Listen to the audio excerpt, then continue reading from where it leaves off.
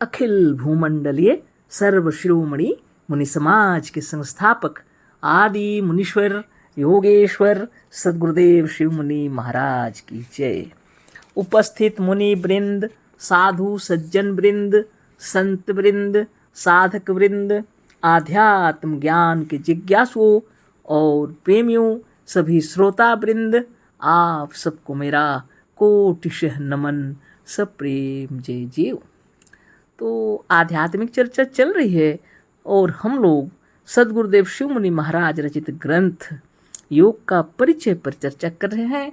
अध्याय 5 पर चर्चा हो रही है। शीर्षक दिए हैं सदगुरुदेव शिव मुनि महाराज मुनि समाज के योग का परिचय, और बहुत अच्छी तरह समझा रहे हैं। और आगे छोटा शीर्षक भी दिए हैं मुनि समाज का साधन, और इसी पर विशद चर्चा हो रही है। और इसका थोड़ा सा पैराग्राफ बाकी है, इस पर आज चर्चा करते हैं, है ना। पहले जो चर्चा हुई थी उसको पढ़ लेते हैं, है ना। क्या आपके सेवक बैठे बैठे केवल आपका नाम जपा करें तो आप प्रसन्न होंगे? क्या ये नौकर आपका नाम ले लेकर ताली बजा बजा कर पागलों की तरह नाचा और कूदा करें तो आप प्रसन्न होंगे? यदि नहीं तो ईश्वर को आप इतना मूर्ख क्यों समझते हैं? इतनी सारी बातें हो गई है ना। आगे करते हैं। मुनि समाज का योगी पागल नहीं होता। योगी घर छोड़कर गुफाओं में नहीं रहता। मुनि समाज का योगी पागल नहीं होता। योगी घर छोड़कर गुफाओं में नहीं रहता। तो जो लोग योगी बने हुए हैं और घर छोड़कर गुफाओं में रह रहे हैं तो उनको क्या बोलिएगा? इनको पागलपन छाया हुआ है। क्या प्राप्त करने गए हैं? ईश्वर को प्राप्त करने। और वहाँ रहने से उनको ईश्वर की प्राप्ति होगी, है ना, ताकि वो स्वर्ग में जा सके। अच्छा मुश्किल है ये तो। परिवार जो बसाए होते हैं, है ना, उनसे पूछिए, है ना। हमारे घर में एक बार दीक्षा लेने के लिए पति पत्नी आए। पत्नी की तबीयत ज़्यादा ही खराब थी, दोनों की उम्र भी ज़्यादा ही थी और दोनों रिटायरमेंट व्यक्ति थे, है ना। तो हम यहाँ ज्ञान की बात बताए, दोनों एक बार अच्छी तरह सुने। उसके बाद उनके पतिदेव बोलते हैं, पहले मेरी पत्नी को दीक्षा दे दीजिए, है ना, अगली बार हम ले लेंगे, कोई बात नहीं। पत्नी बोलती है, नहीं, पहले मेरे पतिदेव को ही दीक्षा दे दीजिए, अगली बार हम ले लेंगे, है ना। मालूम ऐसा पड़ता था, दोनों के दीक्षा के लिए शायद फीस कम था उनके पास, है ना। मैंने कुछ नहीं कहा, फिर भी मैंने कहा अगर फीस अभी दे नहीं सकते हैं तो बाद में दीजिए, लेकिन हृदय से अगर भक्ति है तो आप ले लीजिए दीक्षा। तो उनके पतिदेव बोले, माता जी आप पहले मेरी पत्नी को दे दीजिए, है ना, मैं बाद में ले लूँगा। ठीक है, तब तो आपको यहाँ बैठना मुश्किल है ना, तो आप बाहर में बैठ सकते हैं। बोले ठीक है। बोले तो बाहर में हम लोग चेयर दे दिए, और जामुन का पेड़ है आंगन में, गांव वाला, है ना। तो वहाँ पर वो बैठे। और उनकी पत्नी मेरे पास क्लास ले रही हैं, तो मैंने उनको समझाना शुरू किया तो परेशान हो जाती है ना। बोलती है, मौसा को डाकूं तू, है ना, अपनी भाषा में। आपके मौसा जी को बुलाइए ना, इतनी अच्छी बातें मैं अकेले इतना मैंने सुनना मैंने मुश्किल है, उनको भी सुनना बहुत ज़रूरी है ना, उनको भी सुनना चाहिए, है ना। हम बोले जो दीक्षा लेते हैं सिर्फ उन्हीं को ही सुनाया जाता है, जो दीक्षा नहीं लिए हैं तो बाद में आएंगे ना तो फिर सुना देंगे, इससे भी ज़्यादा हम सुना देंगे। तो बोलते हैं नहीं, एक साथ सुनेंगे हम लोग दोनों, है ना। बहुत मुश्किल की बात हो गई। फिर उनके पतिदेव को बुला के लाई, तो मैंने कहा कि योग की साधन की क्लास चल रहे हैं और एक साथ यहाँ पर अगर लेना है दीक्षा तभी आपको सुनाया जाएगा, नहीं तो नहीं। उन्होंने अपनी पत्नी से कहा, धैर्य रखो, है ना। अच्छी तरह से सुन लो और दीक्षा ले लो। अगले सप्ताह जब हम आएंगे ना तो हम ले लेंगे। क्यों परेशान हो रही हो तुम, है ना। तो बेचारी परेशान हो के और अपने पतिदेव की बातों को सिर आंखों पर समझकर हृदय में उनको बिठा के और बैठ गई। पता नहीं आत्मज्ञान उनके भीतर घुसा कि नहीं घुसा, वो अपने पतिदेव की याद में बैठी रही। अगले सप्ताह जब दोनों आए तो बहुत प्रेम से दीक्षा लिए, सोच लीजिए। और जो लोग घर छोड़कर गुफाओं में जा रहे हैं, ये लोग को गुरुदेव ठीक ही लिखे हैं, योगी पागल नहीं होता। ये लोग घर छोड़ के जब जा रहे हैं तो इनको क्या बोलिएगा बताइए, पागल नहीं बोलिएगा। हाँ, अपनी पत्नी को छोड़कर, अपने बच्चों को छोड़कर, अपने वृद्ध माता पिता को छोड़कर, हाँ, अपने घर द्वार को छोड़कर, वाह रे योगी, हाँ, करने जा रहे हैं योग, साधन, ध्यान और तपस्या। घर में नहीं हो सकता, गुफाओं में जाएंगे, जंगलों में जाएंगे, जंगल में जाके ध्यान लगाएंगे। वाह रे योगी, हाँ, क्या बात है, सदगुरुदेव ठीक लिखे हैं, है ना। आप भी विचार कर लीजिए।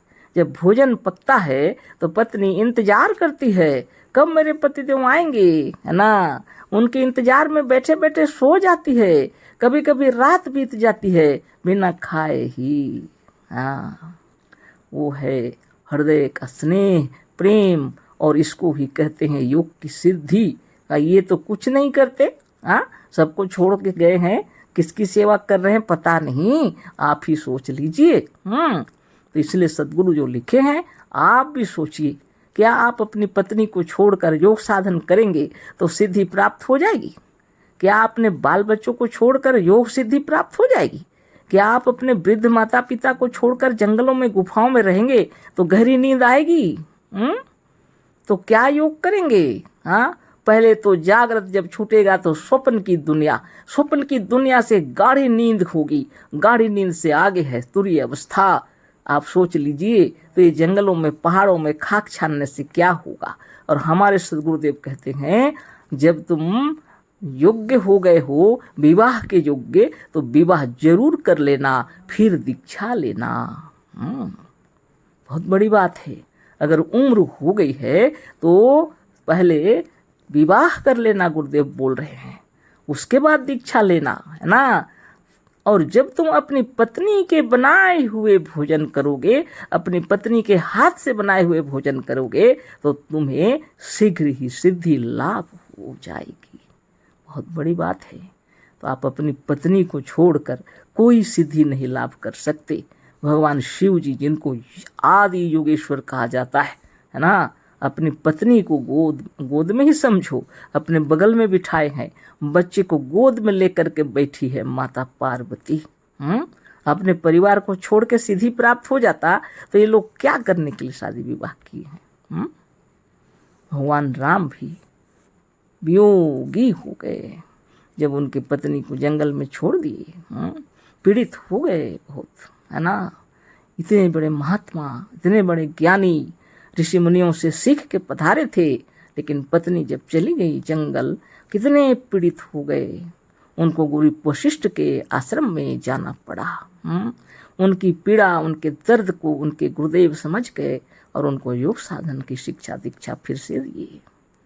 एक दिन नहीं, बहुत दिनों तक साधन करना पड़ा, है ना। साधारण बात नहीं है। और आप सोचते हैं कि मैं क्या बताऊं, मुनि समाज का योगी पागल नहीं होता, योगी घर छोड़कर गुफाओं में नहीं रहता, है ना। योगी एक विचित्र मनुष्य नहीं हो जाता, वह भी मनुष्य है। हाँ, वह कोई विचित्र मनुष्य नहीं हो जाता कि पत्नी को बच्चों को छोड़ के कुछ फर्क नहीं पड़ेगा उसको, है। क्या बात है ये। मुनि समाज का योग आपको सच्चा गृहस्थ बनाएगा, निश्चित रूप से सच्चा गृहस्थ बनाएगा। पत्नी के बिना आप अधूरे हैं और पतिदेव के बिना भी आप अधूरे हैं, है ना। दोनों मिलकर माता पिता की सेवा और सास ससुर की सेवा करनी चाहिए, जिससे आने वाली पीढ़ी जो होगी भगवान बन जाएंगी। सच्चा धर्मराज युधिष्ठिर, भीम, अर्जुन, नकुल, सहदेव, कर्ण, ये सब कैसे थे, भगवान राम भगवान कृष्ण ये लोग कैसे थे? आप सोच लीजिए। जिसके हृदय में अपने पतिदेव के लिए अथाह प्रेम और भक्ति हो, उनके बच्चे भी वैसे ही महान हो जाते हैं। सोच लीजिए योगी क्या करते हैं, है ना? घर में रह के योग करना है, घर द्वार छोड़ करके नहीं, घर में रह करके अपनी पत्नी से बतला दीजिए। अगर वो दीक्षा नहीं ली है, ऐसा भी होता है ना हमारे मने परिवार में कि एक जन दीक्षा ली है, कोई है ना। पत्नी क्या बोलती है, हमें कोई जरूरी नहीं है अभी, है ना? मेरे पतिदेव को बहुत दौड़ना पड़ता है, सारा दुनिया जाते रहते हैं, बहुत परिश्रम करना पड़ता है, इसलिए उनको ही दीक्षा ले लेनी चाहिए। और बाकी हम घर में रहते हैं, मेरी क्या परेशानी है, मेरा कुछ भी हो जाएगा तो है ना मैं देखने वाले, लेकिन उन्हें यदि कुछ हो गया हम कुछ नहीं कर पाएंगे। लीजिए। ये है योगी लोग वास्तव में सिर्फ चक्रभेदन नहीं कर रहे, लेकिन यम नियम का होना चाहिए, है ना? इस मुनि समाज के द्वारा आप एक अच्छे परिश्रमी और बुद्धिमान कृषक बनेंगे, खेतीहर भी महान बनेंगे। कोई बात नहीं, इसको अब हम पढ़ के इसको कंप्लीट कर देते हैं। समय ज़्यादा हो गया, आप बहुत समझदार हैं, इसको सिर्फ पढ़ देते हैं। इस योग द्वारा आप एक अच्छे प्रोफेसर और एक शिक्षक हो सकते हैं, है ना? इस योग द्वारा आप एक अच्छे व्यापार कुशल और सफल व्यापारी होंगे, है ना? इस योग द्वारा आप एक अच्छे राजा और एक अच्छे मैनेजर हो सकते हैं।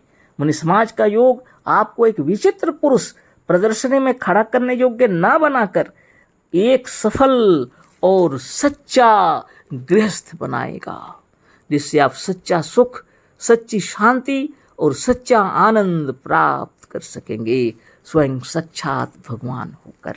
ठीक है ना? हम लोग के हिंदू समाज में, अभी हम भी हिंदू बोल दिए, सनातन धर्म में जब विवाह हो जाता है तो उसी दिन से जो वर बन जाते हैं उसका नाम के आगे श्री लग जाता है, और जो दुल्हन बनती है उसके नाम के आगे श्रीमती लग जाता है ना? देवी भी लिखते हैं, है ना? बताइए। तो अभी ये वाला मैंने थोड़ा सा पूरा हो गया। कल हम लोग देश सुधारक, ये छोटा सा फिर शीर्षक है, उस पर चर्चा करेंगे। अशेष धन्यवाद, कोटिशः नमन, सप्रेम जय जीव, सदगुरुदेव शिव मुनि महाराज की जय।